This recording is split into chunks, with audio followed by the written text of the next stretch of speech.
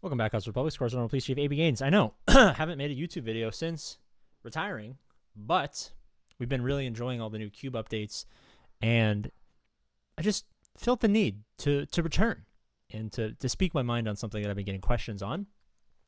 Who is the worst galactic legend? Now, most of you might find this conversation completely pointless, and I don't blame you, but we got riled up.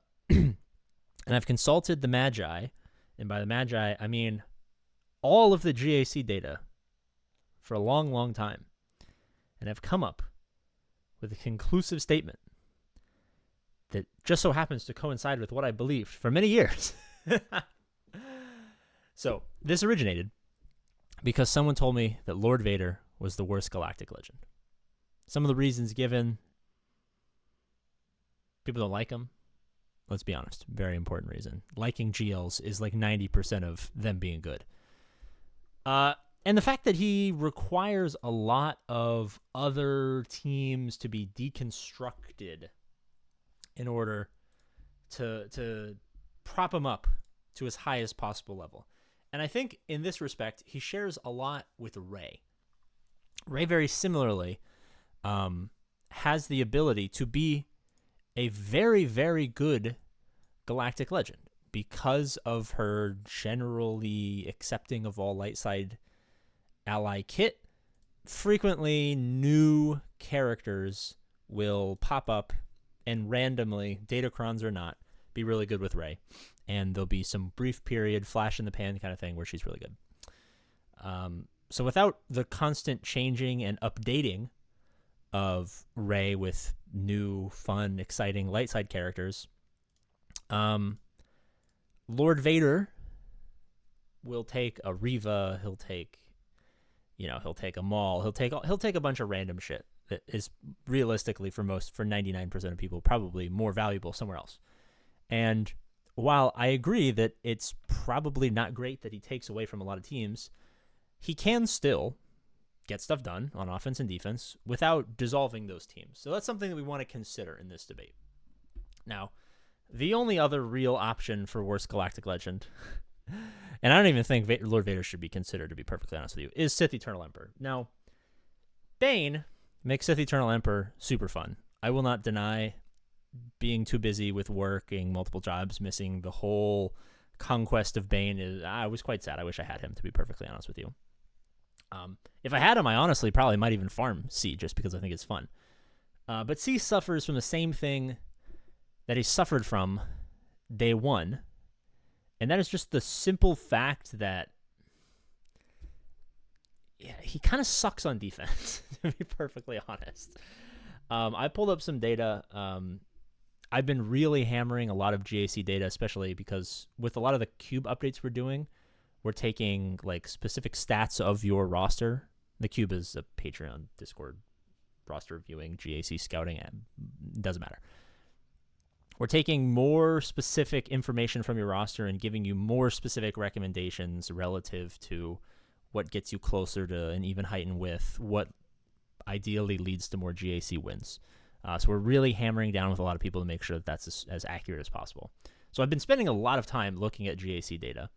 And even with Bane, there's not a ton of options because not a lot of people are putting Bane on defense, obviously.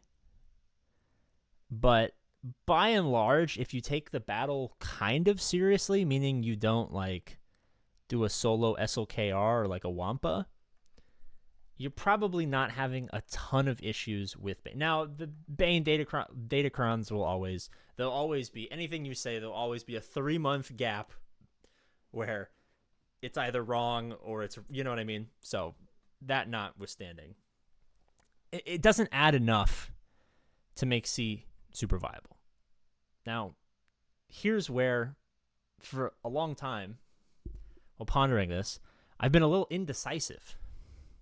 Because it's not that C with Bane on defense is terrible. And it's not that Lord Vader without his people is terrible. There's a value proposition, there's a what's the farm, you know what I mean? There's all these other things you need to consider for the vast majority of players who aren't 14 million GP and have Relic 7 every character, or whatever the fuck the max GP is now. And to be fair, I've kind of distilled it down to the most fundamental building block of Star Wars Galaxy of Heroes. And it's been like this as long as the game has had PvP, basically. PvP outside of Squad Arena, because Squad Arena is stupid. It's the general value proposition of any action versus another action. It's the, why am I brain farting? It's the opportunity cost, of doing something as opposed to something else. Something that doesn't exist if you spend money, because you can just have everything, right? So people who are big whales probably don't care too much about this information, but it is very hard for an offensive-only team to overcome a much inferior flexible or defense-only team. Now, I know you guys all agree with that, but let me just reiterate it because it might seem counterintuitive in certain examples, but I promise you it holds up. And I think over this year or so of being kind of retired from Galaxy of Heroes, I spent a lot more time trying to distill all of the 8-minute, 10-minute ramblings that I've done over the years, all of this massive amount of uncondensed information that I've put out, and I'm trying to find easier ways to explain it and to distill it down for people so that you can take tens of thousands of hours of wasted time in my life and in 30 seconds apply it to your game and make it better. The upside of an offense-only team is always one battle. Now, that's not to say that that's worthless, because frequently, especially in the land of Datacrons, there are plenty of defensive teams that are seemingly, to many people, unbeatable. So having an unstoppable force in an era where there are frequently immovable objects is quite valuable. That being said, you always only get one battle out of it, right? So at the most basic fundamental level, a team that is good to viable to great on defense has the opportunity for, infinite more value, theoretically, right? The minimum it can do is one battle, because you have to actually fight it. Unlike offense teams, which can lose and, basically are pointless unless you're doing some sort of weird ray, get her to yellow, cleanup bullshit or whatever. But the maximum value of an offensive team in the most fundamental terms is the minimum possible value in the most fundamental terms of a team that's good on defense, or that is put on defense. Now, obviously, you can put an offense-only team on defense, and it's still going to get that one match of value because it's on defense. Whether or not it holds or whether or not it strips banners is another thing. But if you have a team that has a much higher chance of that number being higher than 1, you are getting more value than if the number can only be 1. Now, that is the most basic fundamental concept that we all understand. And I probably have spent too much time thinking about Lord Vader, or, well, let's be realistic. At this point, Rey might just be better than Lord Vader just because she's more flexible. I mean, I would argue that Lord Vader is better than Rey, but I'm just going to do Lord Vader and see, because that was kind of the question on stream that was posed. I kind of hate to say this, but because of everything that I've laid out, I might actually argue for Sith Eternal Emperor for the first time in my entire life. I might argue for Sith Eternal Emperor for the first time in my entire life, only because for an ever-increasing amount of people, Datacrons, new GLs, new backbone teams have created a world where there are immovable objects, and I think C and Bane, let me actually pull up some more GAC information here, just to get a quick updated number on a lot of stuff. Let's do C plus Bane. Not a lot of people are using Bane these days, obviously. But, beating Leia's and stuff like that is kind of what you're looking for. Leia is close to an immovable object for a lot of people. And C Bane has an 80-ish, somewhere in that range, 90 plus percent, 93.8. There's other battles. I'd have to average them. I'd call it 92% across a few thousand battles versus Leia. And I actually think in today's day and age, with more immovable objects and unstoppable forces, C Bane is not the most useless galactic legend in the game. Now, I also don't think Lord Vader is the most useless galactic legend. I kind of think that by default, it's Kylo. Now, Kylo is very similar to SLKR in that he's abysmal on defense. Not as abysmal, but still abysmal on defense. And really good on offense. But he lacks the best GL in the game, Bane, to kind of carry him through a lot of what he could struggle with. And so he is limited in the same ways that C is limited, but doesn't even have the upside of the unstoppable force that C does.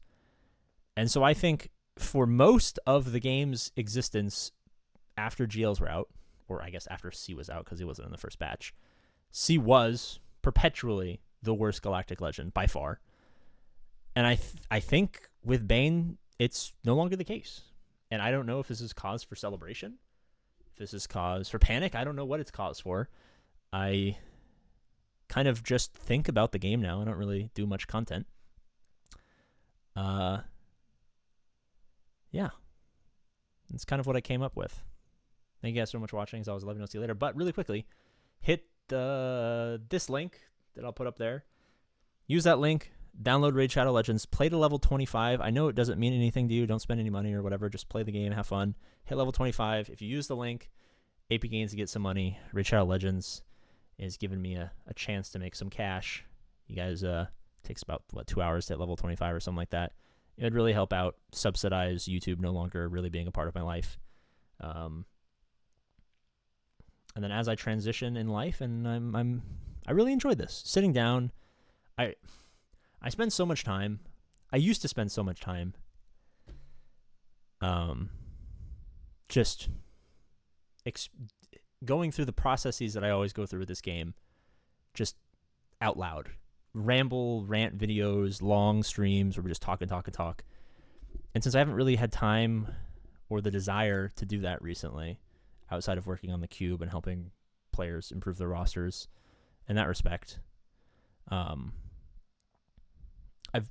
still been spending a lot of time on the game. It's been alone, which I think is probably what most of you guys do as well.